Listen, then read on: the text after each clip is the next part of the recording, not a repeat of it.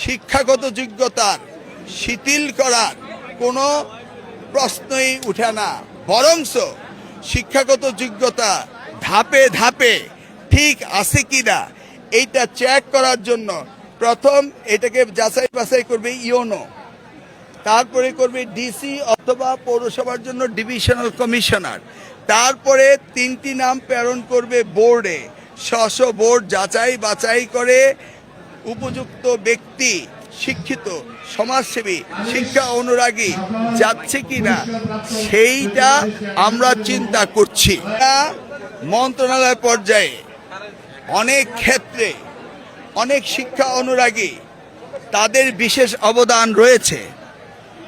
এই অবদান যারা রয়েছে বা যারা ডিপ্লোমা ইঞ্জিনিয়ার, তারা তো ডিগ্রি না, এই ধরনের যারা শিক্ষা অনুরাগী শিক্ষিত এবং সমাজে যাদের অবদান রয়েছে তাদেরকে কিভাবে অ্যাকোমোডেট করা যায় সেই বিষয়ে আমরা আলোচনা করেছি। আলোচনার শেষে আমরা বলেছি যে এটা এমপি এবং প্রধানমন্ত্রী পর্যায়ে আমরা আলোচনা করে আমরা সিদ্ধান্ত নিব কিভাবে শিক্ষার মান উন্নয়ন এবং ম্যানেজমেন্ট কমিটির গুরুত্ব আরও বাড়ে। কোথাও বলা হয় নাই শিথিল করা হবে। ডিপ্লোমা ইঞ্জিনিয়াররা গ্র্যাজুয়েট না বা কওমি শিক্ষিতরা তাদের বিএ সার্টিফিকেট নেই, এই ধরনের সমাজে যারা করেছে তাদেরকেও কিভাবে অন্তর্ভুক্তি করা যায় সেই কোন মানদণ্ডে বিচার করা হবে সেই বিষয়ে আমরা আলোচনা করেছি। আলোচনা এখনো শেষ হয়নি।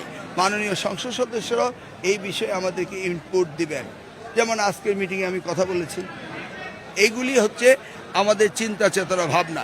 তবে নিশ্চিত যে কোনো অবস্থাতেই 3টি লেয়ার ভেদ করে কোনো কম শিক্ষিত বা শিক্ষার সাথে সংশ্লিষ্ট নেই বা শিক্ষা অনুরাগী না, তারা আমাদের 3 লেয়ার ভেদ করে কখনো আসতে পারবে না।